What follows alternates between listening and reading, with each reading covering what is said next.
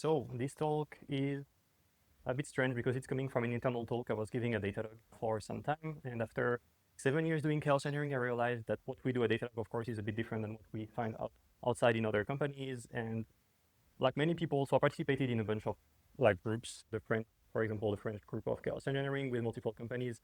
And people were asking like how we made chaos engineering successful at Datadog.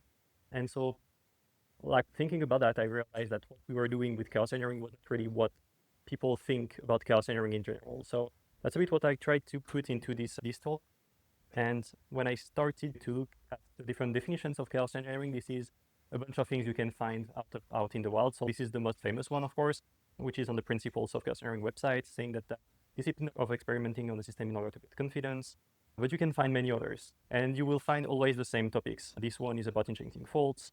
This one from the Netrace, which is of course one of our competitor, is saying that it's about introducing faders, faulty scenarios, all these things. So it always revolves around these things, which are experimenting on systems, practicing on intentional faults, verifying systems resilience against disruptions, and all these things. And when we look at that data, to me, that's exactly what we're not trying to do with that.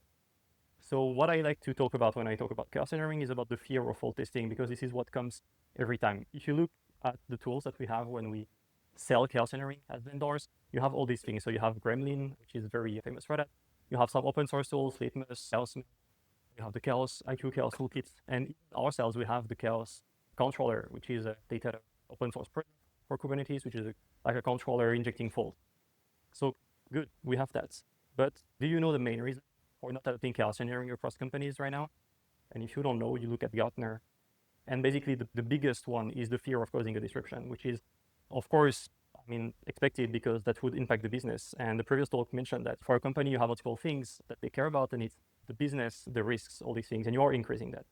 So we are selling chaos engineering as of today with tools means to disrupt things and break things, but the fear is actually to break things. So the question, and this is what we had to work on at Datadog, is do we always need to actually break things to do chaos engineering and learn from our system? So this is me. I'm Joris. I joined Datadog 7 years ago. So in the SRE field, working on chaos engineering was like since the beginning. I spent some time engineering management for 4 years and a half, building the chaos engineering group, which went up to 3 teams. Some specificity about Datadog is that SRE is merged with security. So we have chaos engineering and offensive security in the same group. And now I'm staff engineer. So I transitioned back to IC because this is what I know to do, and I've always done. So staff engineer of routine engineering, and I'm focused on large scale scenarios. The outage we had with AWS, for example, this is the kind of things I'm working as an incident responder and technical response. So if we look back at chaos engineering, which seems to be very famous nowadays, it's actually something which is very old, or at least we can compare it with old things. If you look at the different, like I put three random images, something that we do in all industries is testing the limits of the system, finding breaking points, getting ready to respond. If you look at resilience, it's very often compared to the aircraft industry because they do a lot of redundancy and a lot of things like that. Now, if you look a bit deeper into these images, they are actually testing the limits of systems in the middle conditions. This tool to test chair, but it's just like something simulating someone sitting and getting up of a chair like thousands of times just to see if it decays properly. Finding breaking points under pressure, like this top right image, is something that probably shouldn't happen, but could happen in like a machine or a system. And the last image is getting ready to respond, yes, but in like very extreme conditions. So there is a fire, which is not supposed to be the case, and we train people to answer to this. So now, if we try to take that and think about systems, we can try to go with this very simple thing. I try to summarize as much as possible. When we go into a system and we want to talk about its resilience, we can take this, and on the left, we can put nominal conditions, on the right, extreme conditions. And of course, the pressure on the system is increasing along the way from the left. And I put only one, but on this line, you can put multiple breaking points. This is what you want to move as a needle when you do resilience engineering. Like you want to take this and put it somewhere in the spectrum, which makes sense. And on each part of it, you will have scenarios, like for example, 100 millisecond latency and all these things. These are things that are always happening, and you want them to be expected. So you want them to be part of normal conditions, and you don't want them to affect your breaking point. And on the other side, you have when it starts to be a problem. So 300 milliseconds latency, for example, whatever, but this is something you can put there. So when you look at that, you are doing actually 2 things. Maybe display this one. On the left side, you are doing more property-based testing, sorry. which is something you can find also in software testing. It's like you define a predicate of your system that will always be true. It's something that shouldn't change. If you have 100-second latency or below, it shouldn't matter. Your system should always answer the same way. And on the right side, you are actually doing operational testing, where you expect your system to respond in some way, which is degraded. Still, you have expectations. So if you think about that a bit further, and this is, I think, the most important way to think of chaos engineering. So it helps you to understand the nominal condition and extreme conditions of your system and the breaking points. That's one first thing. The second thing is defining hypothetical scenarios that can come from past scenarios, but they are always hypothetical anyway.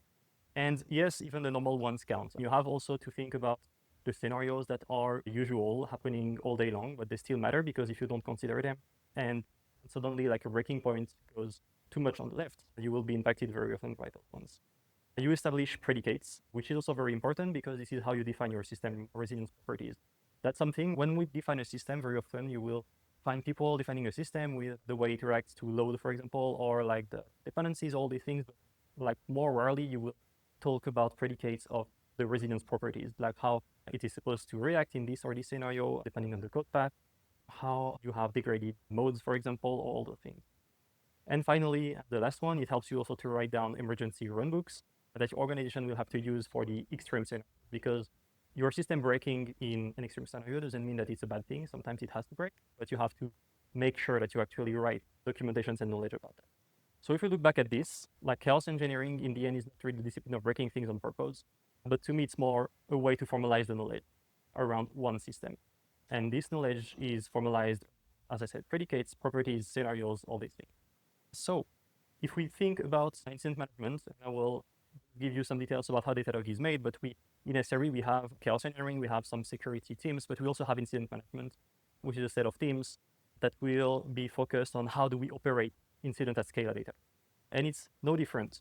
You declare an incident when something is getting outside of the expected boundaries. So basically, you are reaching a breaking point, or you are about to reach it, or it's already reached for a long time.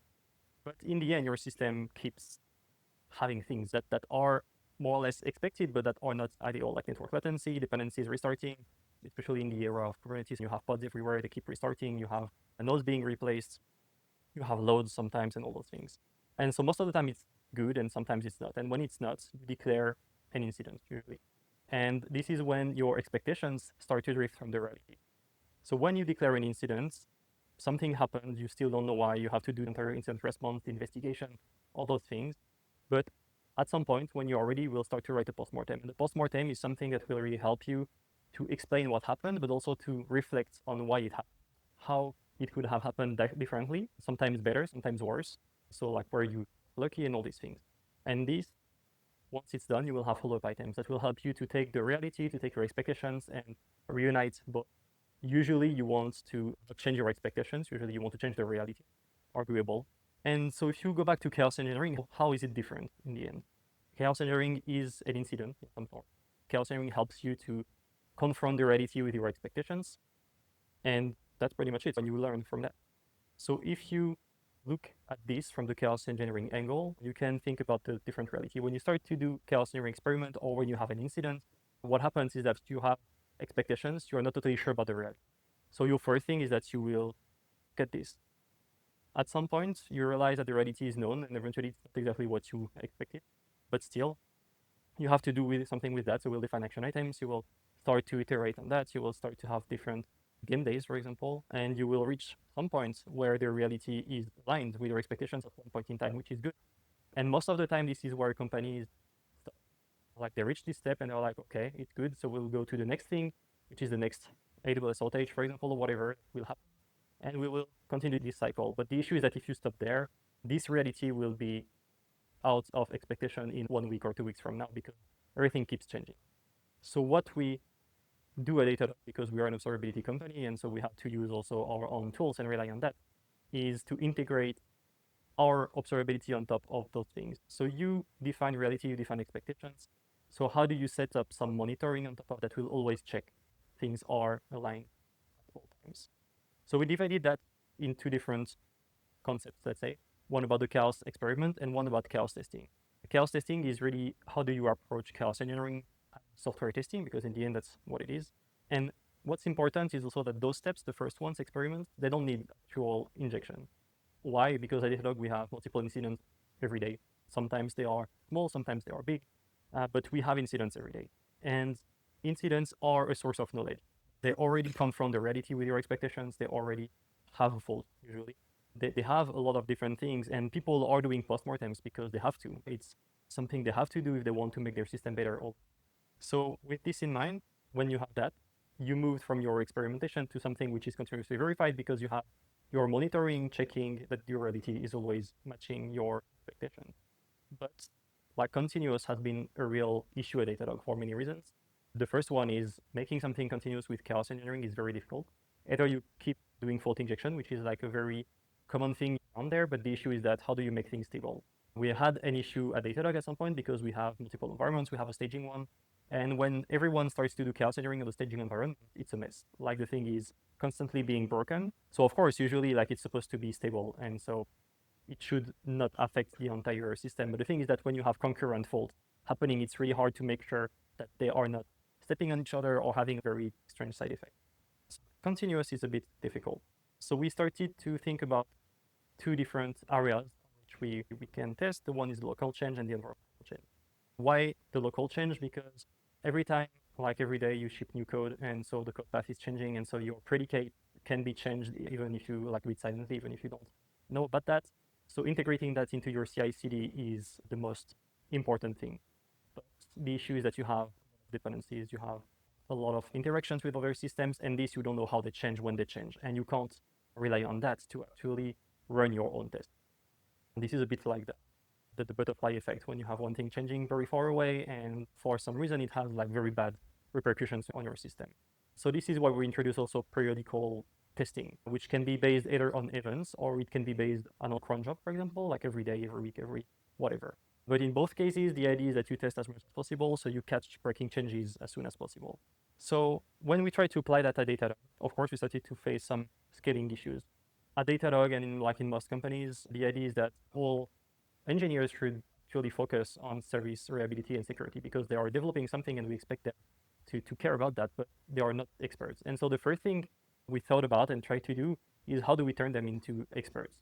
And that's a mistake that I personally made. The thing is that because you can't ask them to be reliability or security experts, or otherwise you also have to ask them to be experts in everything, which is not their job. So what we started to do and try to do is to enable them.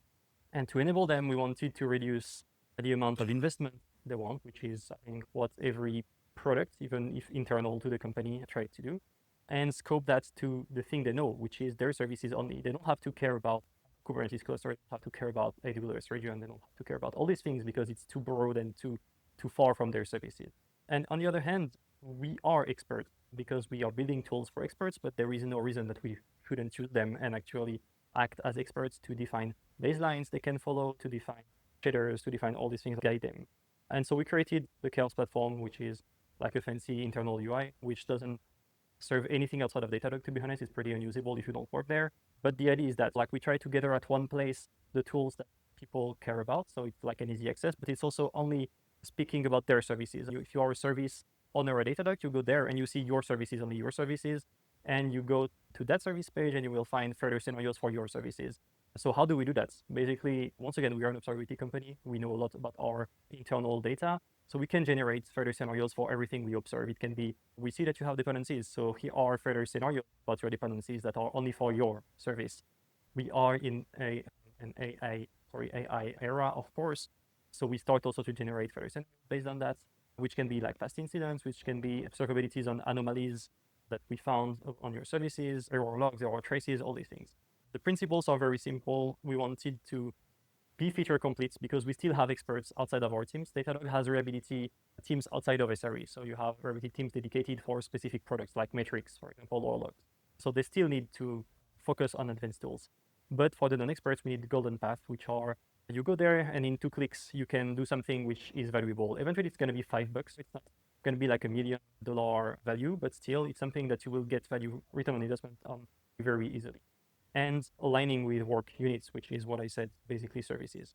We try to shape the teams in a way also that resonates with that, with teams focused on chaos injection, because of course injecting At first, it's simple. You start with, oh, you do pod description. So like you will just restart the pod or not description. But then you start to implement network failures. And then you have to implement some system specific things like how my Vault will react, how my Kafka will react, all these things. So we need teams focused on that. SDLC integration, because how do you map services that we have in the Chaos platform with everything that developers have to interact with every day, which are CI/CD, which are how they actually release on Kubernetes, all these things. And the final one is the enablement. How do you do engineering enablement across the company, which is now 8,000 people? So it was easy when it was like 600 people when I joined, but now it's very difficult because we have thousands of teams everywhere, and reaching out to all of them is very difficult. You can't force them. You could, but if we do that, why not doing that for all the other important things? And I try to put back the different principles here. So we have property-based testing, which is a mix of injection and integration, operational testing, a mix of injection and enablement, and the resilience baselines between enablement and integration. But with that in mind, like what about large-scale testing? Because that's what remains an issue. I will go back to this AWS outage, which was a few weeks ago. Datadog was down. We had some pretty severe outage, like most companies. And how do we get ready for that? So as I said, we also are experts, and this is the kind of thing we can't ask to engineering teams to do. They can't organize something at scale because it's very costly, because it's very difficult for them, and they don't have like necessarily the whole knowledge for that. So we introduced what we call large-scale game days, which are organization-wide initiatives where we like provoke a very wide outage and we expect teams to do something. So it's a way for them to practice, but it's also a way for us to verify some of the large-scale things. I put two of them, but they keep changing. We have disaster recovery, which I think is common in most companies, which is something that we do with around 200 engineers now and serving for 8 hours of exercise. So it's like a pretty big one, but this is also what helps us to make sure that we're able to operate in large-scale conditions with 150 test cases evaluated. We have zonal failure resiliency, which is an effort also on zonal variabilities on failures. But we have many other things. We had DDoS mitigation. We have load scale for example, big customers or big events like Black Friday and all these things. And it keeps happening again and again. And I will finish on those about humans, because that's also something that I realized people were not necessarily focusing on a lot. In the end, humans are complex systems.